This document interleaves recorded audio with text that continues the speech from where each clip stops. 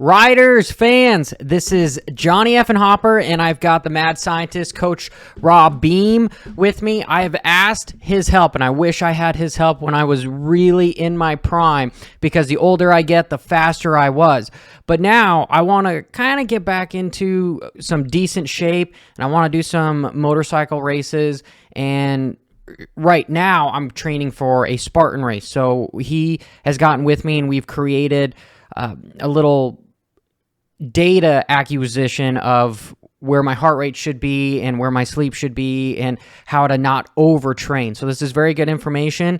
And so how are you doing, Coach? Hey, I'm doing great, man. Congratulations on taking the big leap and deciding to do some of these challenging runs. I think it's very, very impressive. Shows you how diversified anybody who rides motorcycles, your fitness level is very, very diversified. As you can see, now you're training for a running race, and you think about it, you're using this running race as cross training for the sport that we all love. And I say that all the time. You get a group of anyone who rides moto, we can go for a run or we can go for a mountain bike ride, but take a group of mountain bikers or road cyclists or runners and see if they can go to the track and ride with you. Very rarely can you find that cross germination. So I think that's really cool. Good job. This is something that I always wanted to do, but I couldn't because all my time was spent racing. And then after one of my injuries, I was told that I would never really be able to walk without a cane. So this is honestly a big step for me to just be able to enter. So inside it feels really, really good. But I really sincerely appreciate your help. Again, it was actually my wife that was like, "Don't you know a performance coach? Why don't you get with him?" I'm like, "Well, I'm not a professional anymore." And, she's like, "Well, it will still help you. Do you want to be successful? You might as well put a good effort into your time, and why not use the people at your disposal?" So everybody watching this, if this stuff is something that's interest to you, go to CompleteRacingSolutions.com. He will set you up. He talks to people on Tuesdays through Thursday, correct? Yeah, is exactly. when he does these consultations, and this will be sort of a preview of what you guys get. So, Coach, you were telling me that you wanted me to have some data acquisition on my Garmin. So Yep. I've got my And Garmin. while you're opening that up, I want to make sure that your listeners and followers really understand when you're looking at human performance, it doesn't matter if you've got a son or a daughter riding a 65 or whether you're a weekend warrior on a 450. You've got to remember, and what I love about what Paige said is you don't have to be a professional for physiology to work to your advantage. In fact, I'd say 95% of our clientele is amateurs and vet riders. We have a very small percentage of professionals because, quite honestly, we become an expense for them, and they're used to getting paid versus paying out money. So that's another conversation for another day. But just getting started, everything that we're going to be talking about is relevant to a young individual all the way up to a vet rider, whether you're an A class or, just enjoying riding on the weekends. Please understand what we're about to discuss is applicable to you as well. So that's why when you were asking me questions about this, Johnny, I thought, man, this is how many other people that follow your channel have these same type of questions and frustrations. Absolutely. And one of your quotes, I'm probably going to butcher it here, but like the body is just as like the machine that you're underneath with your motorcycle. So, you're not going to go to the race with, a quarter of a full gas tank or no oil in it, because it's not going to end well. Right. But Exactly. People don't understand that they do that a lot with their bodies. Because the biggest thing that I struggled with racing wise was I felt like I didn't deserve good finishes unless I outworked people. And so when I showed up on the weekend, I was incredibly overworked and tired. I was ready to go to sleep rather than go do a 6 motos, 250 Pro, Open Pro, 450 Pro, or whatever Pro-Am I was at, or if I had the money to try to go to a national, it always ended badly because I didn't set myself up for success. Elaborate on what you're just thinking about right there. If all of the listeners would stop and think about, how do you treat your motorcycle? I know it sounds a little bit hokey, but if you look at your hour meter, you wouldn't disregard the numbers that it's giving you, whether it's when you're going to rebuild it, when you're going to do the bottom end, when you're going to sell it. And I tease in our staff meetings all the time, if physiology was as absolute as mechanical. So for example, you invite me to go ride with you this weekend. Say, what are we going to do? Oh, we're going to go ride 330s. Okay, cool. and I show up with 1 gallon of gas, you would look at me like I don't know what I'm talking about. So if you literally, because our bodies have the abilities to adapt when we run out of fuel. Can you imagine if you were out there racing and you literally burnt more calories than you took in and your body just completely locked up? Just the same way you're riding, you're pushing the bike off the side of the track, right? Mm-hmm. Same thing if you let the motor get grenaded because you don't have enough oil in it. If you don't run a motorcycle with enough oil, and your listener would go, well, no shit, Sherlock. You run the oil low, the engine runs extremely hot, prematurely stresses. You could take a bike brand new off the showroom floor, run the engine casings at half, run the radiator at half. You may only have an hour or two on the motorcycle, but what level of stress did you put on the motor? So the hour meter is low, but the stress is already high. If you take that same absolute to human physiology, why is it that we think as humans we can go out there and run chronically dehydrated your radiator, run low on high quality fat, oil in your engine casings, go out there and eat junk food versus race gas in your motorcycle? But it's so If you could always draw the parallels, because I just find that people, and I'm speaking briefly just to the parents of young athletes, what we find happening is in that 85, 125 range, they think that stiffer suspension and faster motors is going to fix any problem that the athlete has on the track, when it's exactly the opposite. Faster motor, stiffer suspension just exposes a lack of fitness that the athlete has. Now you can take that all the way to the top 450 rider. The faster you go, the more the ramifications when you hit the ground. So if you look at what we're talking about today, again, in our world, we look at it as prehab versus rehab. I want to make sure that you're strong and flexible enough so should you take that quick hit to the ground, the body can absorb it to the best of its ability. Nutrition increases the durability, the thickness of tendons and ligaments. Those connect muscles to bone and bone to bone, as well as the density of your bones themselves. If you eat junk food, think about this. If this is a very, very healthy tendon, ligament, bone, or muscle, this is what an overtrained, dehydrated, nutritionally depleted muscle looks like. So the risk of being able to tear it goes up. Now, many people don't think about that. Interesting. Because I had a lot of MCLs, ACLs, PCLs, all sorts of stuff happen, and it was like, the hell. Well, a lot of your listeners are being told to go on a calorically restricted diet because, it's going to lose weight. And I want you to think about when you strip, and I'm not saying, everybody should eat a surplus of 3,000 calories a day. That's not what I'm insinuating. What I'm saying is when somebody tells you to not eat fruits and vegetables because it has sugar in it, you've got to kind of rephrase that comment and ask yourself, when you remove a food group, you're stripping certain vitamins and minerals that comes from that. So what makes up our body? It's literally the integration of all vitamins and minerals and macronutrients, carbs, protein, and fat. Where do you get that from? A broad spectrum of nutrition. So when somebody is trying to tell you or sell you on some concept of strip this food group out because it has natural sugar in it, I'm just asking people to stop and think about it. I've been doing this for going on 35 years now. When somebody tells you to strip a food group, number one, there's an agenda. And number two, they're not looking or thinking about the health ramifications. So if I say to you, you bought a brand new bike, what I want you to do is go ahead and put oil in the casings, but put diesel fuel in the bike. And then, you'd be looking at like, well, that's ridiculous. All right, well, since we're on the subject of stripping something, don't put oil in the motor. Don't put radiator fluid in, but put the best race gas you can.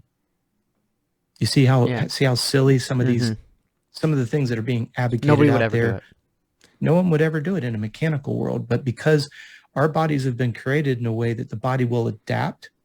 This is why when you put the body into a state of ketosis, the body is surviving. Okay, great.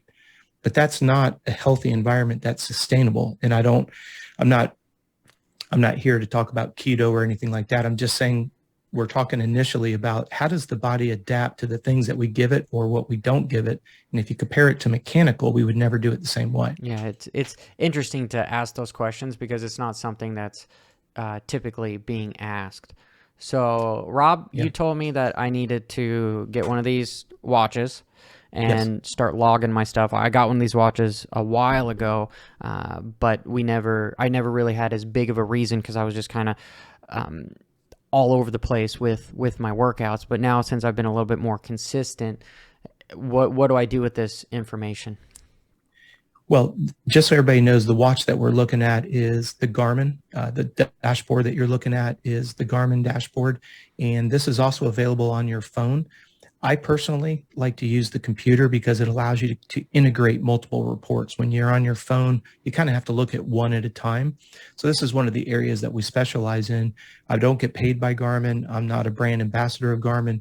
I'm always looking for things that makes life easier for the end user. And what I always recommend, and as you and I spoke about, I like to program reports inside Garmin. I have a full-time programmer by the name of Davey, and he's just a magician when it comes to programming. So what we do is we have the ability to go in and scrape this data in real time so that the athlete, yourself, were to contact us and say, hey, Rob, I'm getting ready to go out for a run. I'm getting ready to go hit the track. What should I do? I want everybody to stop and think. It's not about what you should do. It's about what you've just absorbed. So depending on when the listeners are watching this video, when you wake up tomorrow morning, you're looking at your heart rate, you're looking at your sleep score, you're looking at your level of soreness, tenderness. You're essentially taking a synopsis of, or excuse me, rather taking a quick snapshot to say, okay, did I absorb what I did yesterday? Keep that in mind. We want to run headlong into the new day, but we haven't even absorbed what we did yesterday or the 2 or 3 days before it. Mm-hmm. Most of the listeners have heard the rule of 48. You feel the muscle tenderness 2 days after. Mm-hmm. So like when you go to the gym back in high school and you lift hard, you'd feel those muscles 2 days later. That's the rule of 48. Unless you're taking drugs, because that stuff. Well, that certainly fixes everything, right? And so when we're looking at, for the people who are watching this video, first of all, thank you for giving us some time. And I want you to wake up tomorrow morning and go in and look at your heart rate. How much has it deviated from the last 7 days? And Johnny, this is where these reports come in on the Garmin dashboard that are so advantageous. I want to know, how does this heart rate this morning compare to what you just did over the last 2 days? All right. So if you just raced this weekend, it's going to give you some information. Would I be looking at this resting heart? Do you want me to open this one up?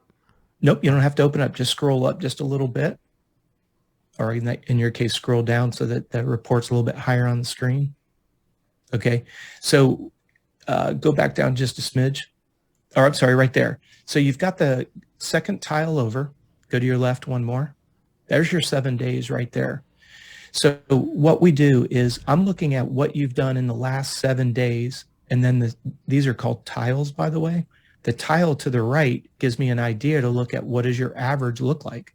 So for example, if you're an individual who has an average heart rate of say 45, and then tomorrow morning you wake up and it's 52, can you explain to me what has caused that heart rate to go up?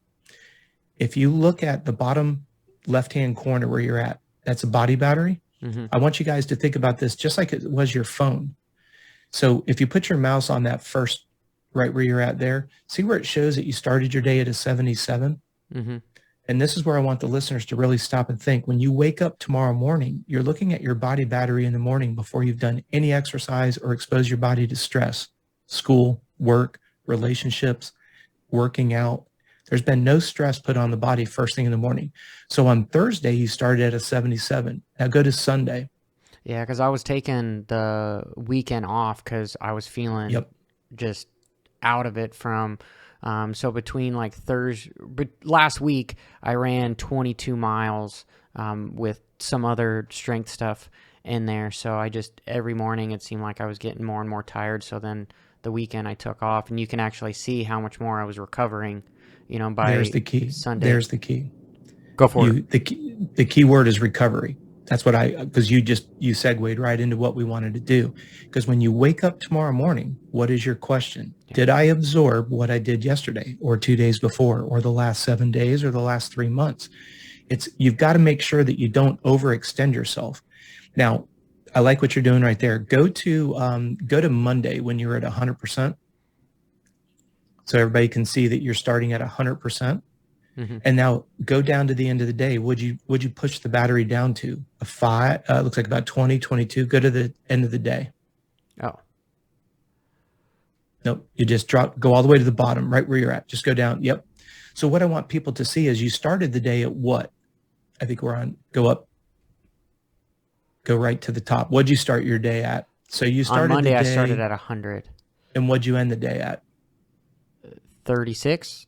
Okay. And then what'd you get to the next day? Did you get back to 100? I got to 90. Okay. And then you wore yourself down to, 25. all right. So if you move your mouse out of the way so people can see the whole screen, you see how that simple little graph is showing you, oh, wait, I wake up in the morning, did I absorb and did I recover back to 100%? So if you see like on that, the beginning of the week where you're like at 77 or 78, probably not a good day to go do speed work because you're already starting at 75%. Mm-hmm. And this is where, and we can do probably a 2 or a 3 hour podcast on this.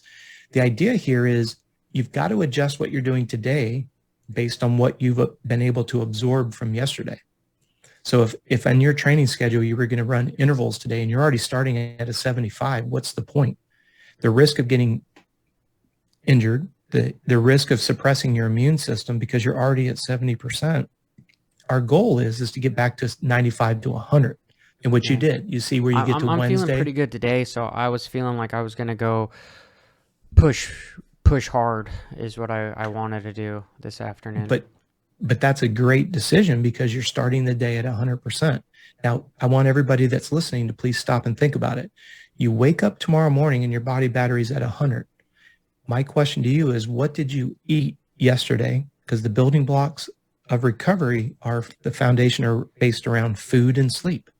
So if you have your food log, did you set up MyFitnessPal by chance? I downloaded it, but that's one thing that I'm not going to sit here and lie to you, Coach. I haven't taken the time to really start logging all my food. So that's on me. I'm being as serious as I want to be about it. And so I'm just doing the best I can with what I got, but I absolutely know that I'm missing a key part of it to where if I could just go one step further, and I've got it sitting right here, MyFitnessPal, right? Boom. But I haven't. Well, what I want to be careful of is that we don't say something and then not elaborate on how to get the information.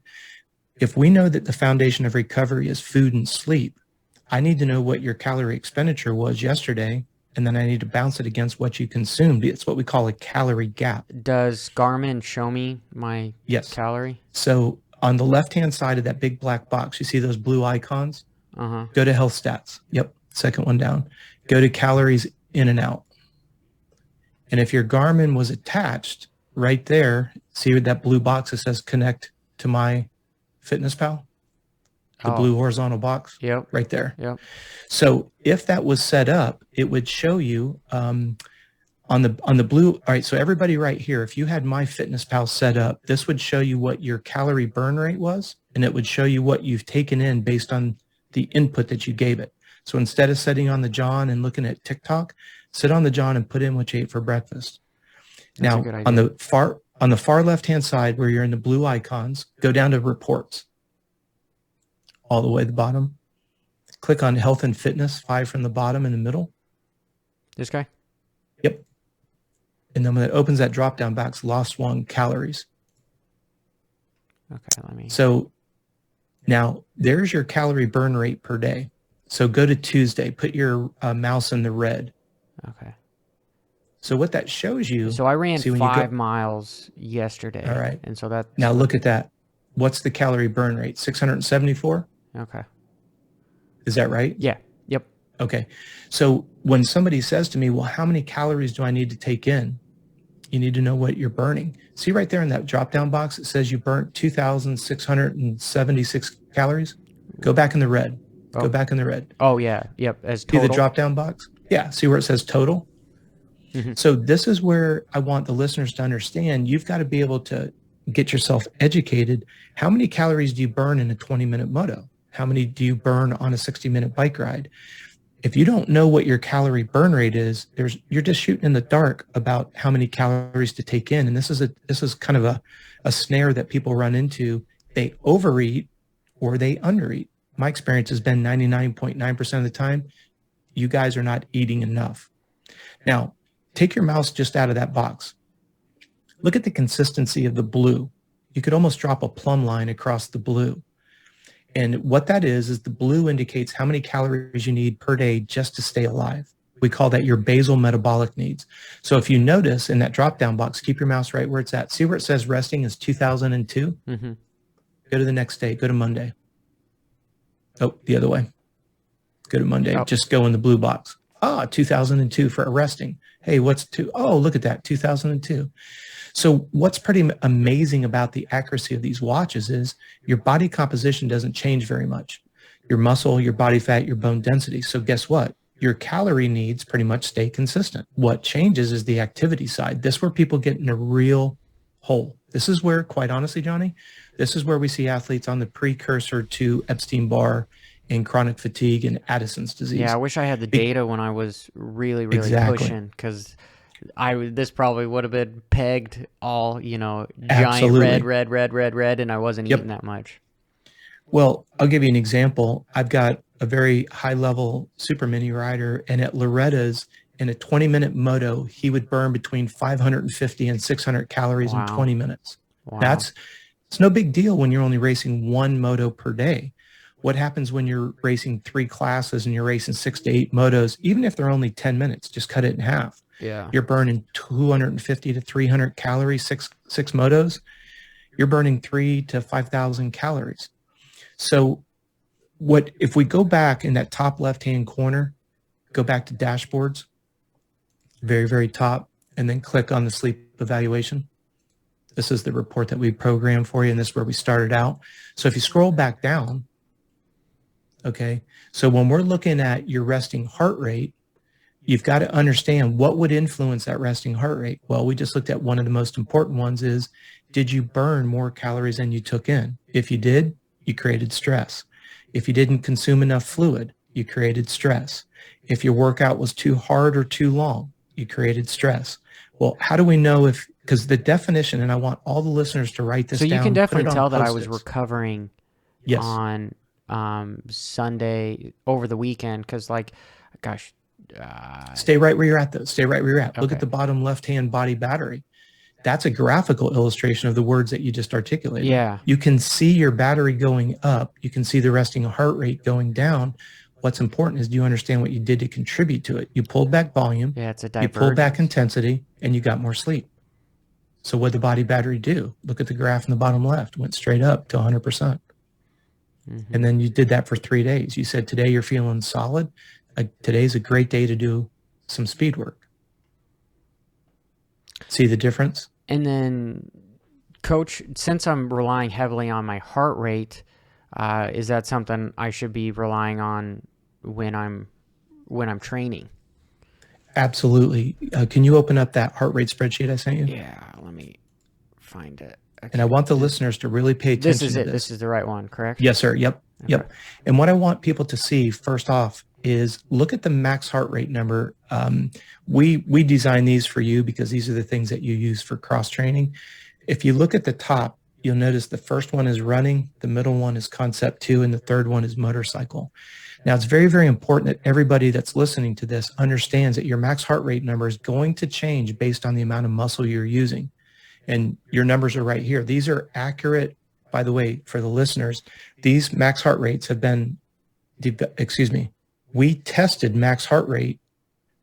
We test our athletes every 6 weeks. For you, this is about 4 weeks old. So we're about due when you told me to do this, I was like, okay, can't I just go see what my max heart rate is? It doesn't really matter if I'm swimming or what I'm doing.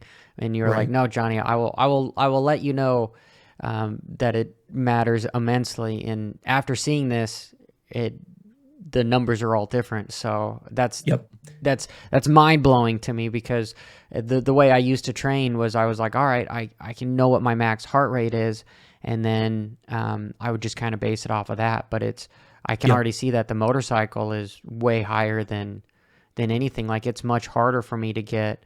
I would be 200% if I was trying to get the rower to what the heart rate was, even though that's even just a 5% difference in heart rate.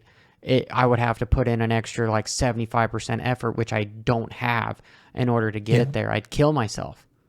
Wow. Well, and the reality of it is you physically couldn't, and this is where I want the listeners to understand why.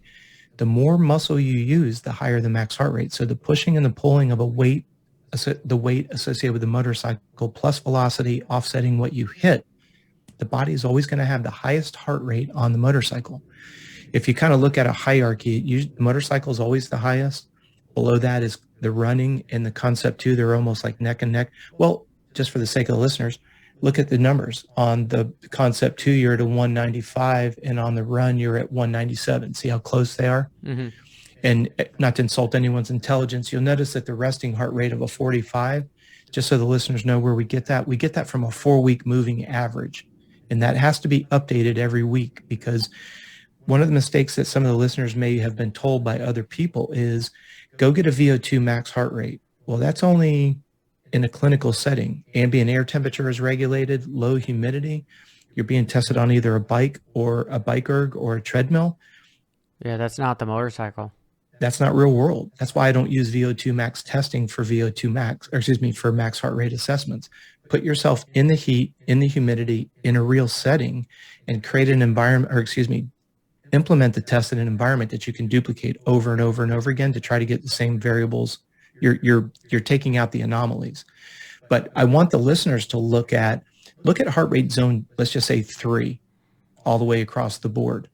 You'll notice that the ranges are different. 57, 75 for the run, 56 to 73 for the rower, and then a 65 to 80.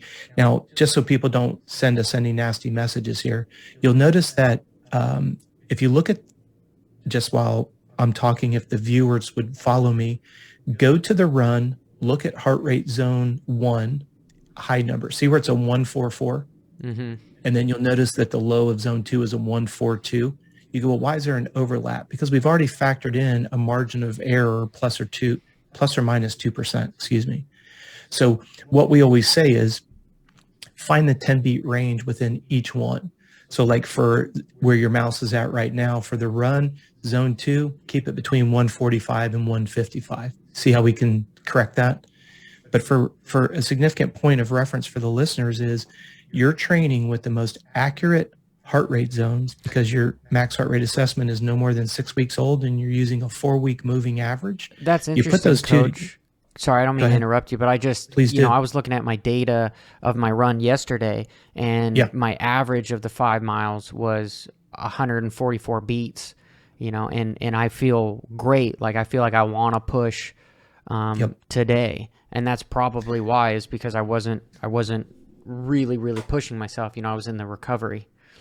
You bring up something that we say with every single client we work with, and that is most athletes tend, and I'm sorry, when I say athletes, some of our listeners are like, well, I'm not an athlete. Still relevant to you. If you're a weekend warrior, you're an athlete. Mm-hmm. Give yourself some credit. But what we see happening, and you just articulated it very well, most people go too hard on their easy days. And then when it's time to work on anaerobic threshold, sprint speed, usually identified weaknesses on the racetrack, they're so tired and they're flat that they never get, this is going to sound like an oxymoron. If you don't get your heart rate high enough on your sprint days, you don't ever improve that. We call them energy systems. They're not by definition, but for illustration purposes. So for example, let's go to the motorcycle, since that'll resonate with everybody. Okay. You go out and you do a race, and we know that you lack that sprint speed. You're the guy or girl that's a diesel engine. You can go all day long. You just lack that coming out of the blocks hard. Well, look at zone 3. Until you get to 170 to 180, you're not even improving that energy system. So yeah, you go and you do intervals and you go, yep, I did my intervals today. And then we download the heart rate data. You never push the heart. Very important that people recognize. It takes muscular power to create enough load on the heart to get the energy system engaged to actually get improved. Think about this. You're calling me saying that I struggle on my sprint speed. Okay, that's identified. We get a max heart rate. We get your heart rate zones that are accurate, laser focused, 4-week heart rate, resting heart rate, max heart rate. You've got the numbers right in front of you. Then what is this heart rate reserve? It's just the difference between max heart rate and resting heart rate. Oh, okay. Sorry. Yeah. No, it's okay. It's all part of a mathematical formula. If you put your mouse... But then, Coach, is this where, like, if I go ride and, I'm pushing hard and hard for, let's say, 3 days in a row, is that where I look back at my body battery and everything to where like I'm not retaining it anymore? I'm just honestly, I'm now hurting myself because the body's not recovering because the body battery is continuing to decline. Like I need to wait till that is almost back up to recovered before I start pushing. So like for instance, if I go do a really hard 30-minute moto and then I wake up the next day and my body battery is at 70, then I'm Yeah. like, all right, today I had planned a bunch of more sprints. Maybe I should try to stay within heart rate 1, 2, maybe even 3 to try to see tomorrow, am I going to be at 80 or above of the body battery? And then if I continue to wake up slower, I need to lower the work, if that makes sense. Yeah, it makes plenty of sense. You brought up 5 very, very good points. First of all, you need to know what is the average heart rate and the max heart rate that you just did when you did those motos. Because when you wake up tomorrow morning and your body battery is low, you've got to ask yourself what caused it to be so low. So the first thing we do is we look at the workload, average and max heart rate. We look at Mm-hmm. duration, temperature, humidity, calorie burn rate. Then notice that I use calorie burn rate at the end. Then I go and I look at your sweat rate. Weigh yourself before, weigh yourself after, see how much weight you lost in the form of sweat. Are you dehydrated? Then what I do is I look at the food that you took in. Is there a calorie gap? That's where that fitness pal Because comes in. exactly, because your question started out as if I wake up tomorrow morning and my body battery is not above 95, I want you to stop the sentence. Why is it not at a 95? Is it too much workload? Not enough food? Not enough sleep? Dehydrated? Remember when we looked at stress? Mm-hmm. It's very important that people don't take one number. These are called biofeedback indicators. We don't want people to take one indicator as the gospel. Look at Okay. resting heart rate, look at body battery, look at stress score, look at sleep quality. If you cross germinate, that's what those dashboard reports are all about, is not just looking at one variable, but looking at the why behind everything. You brought up a real important point. You're When you saying look at, stress. Where's my stress at? yeah, essentially they look at it as on the top left-hand corner in that report, click on stress evaluation that I programmed. There you go. And then this will give you what your stress score is. There's your 7 days. So you were saying that you were getting tired at the end of the week last week. Look at Thursday. You're at a 31. You took a couple of days off. Look where it was on Sunday and Monday. It was down It in the was low. 22 range. Yeah, and then Now, you I, know, this report is designed so you don't have to toggle back and forth. See, your stress is the first 2 tiles. Now look at the third one, resting heart rate. You were just looking at that over there, and below that is body battery. So in one report, you can look at stress, resting heart rate, and body battery to answer the question, should I even go work out and today? again, like my heart rate is lower than what it was, and my body battery's full, and my stress is the lowest it's been. Hmm. Bingo. Now you're ready to go back to your heart rate zones. I want to work on my sprint speed. I know that to work on my sprint speed, I got to get my heart rate above a certain number because your heart rate zones are accurate. Now, when you go out and you do your quality work, you really improved zone 3 because you got your heart rate above 170. You kept it below 180, which meant that you worked on that intensive endurance. You go, but Rob, my races are super short. Great, go to zone 4. You need to be working on between 185 and 195 before you're able to work on that anaerobic threshold. You're taking the guesswork out. And I want all the listeners high five, knuckle punch for listening and staying with us this far, because if you're going to take the time to train correctly. And if you're going to train, make sure you're doing exactly what your body's capable of, because the definition, that's what I was going to say, put it on post-it notes everywhere. The definition of overtraining is doing more than you can absorb. So what I'm And I able to think do that's like incrementally, 90% of everybody is they feel absolutely. Yeah. they could always be But doing here's the more. key. If you get incrementally better by 1% every day, I reduce the risk of injury. I reduce the risk of you getting run down.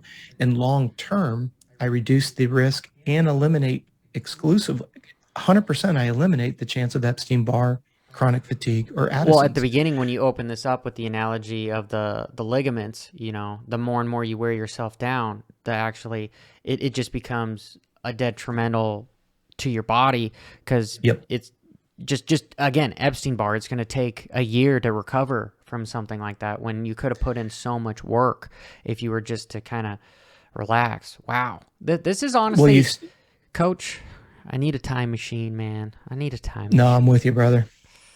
Well, this is where I just want people to understand. If you grab a brand new bike off dealership tomorrow and you go to your favorite track and you put it in second gear and you moto for 20 minutes straight, don't shift a gear, just run it second gear.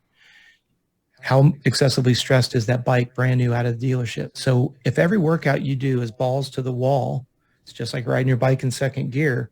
What's that do to the bike? How quickly does it prematurely stress and wear the bike out? You're a human. The difference is I can't reach down your chest and replace your adrenals. So once you smoke the adrenals, because adrenals are the only thing in your system that can help you deal with stress. It's part of the parasympathetic and all this other science. But the idea is the definition of overtraining is not absorbing what you're doing.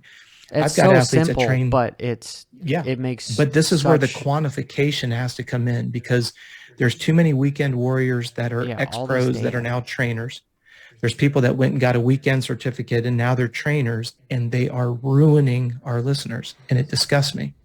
And we've got to turn it around. We can do an entire show on what we're getting, because I'm trying to put my money where my mouth is. I've got some things, that we'll be launching here in the next couple months. The idea is we have to eliminate the lack of information, the application of misinformation, and we have to elevate the accountability of these people that are telling our listeners that they need to push harder, eat less calories, strip food groups, and go balls to the wall every day until they're sick. It's got to stop, because we're seeing more people getting injured and falling out of the sport. Just look at the pros. How many guys made it all the way through Supercross and outdoors? Burnout or hurt.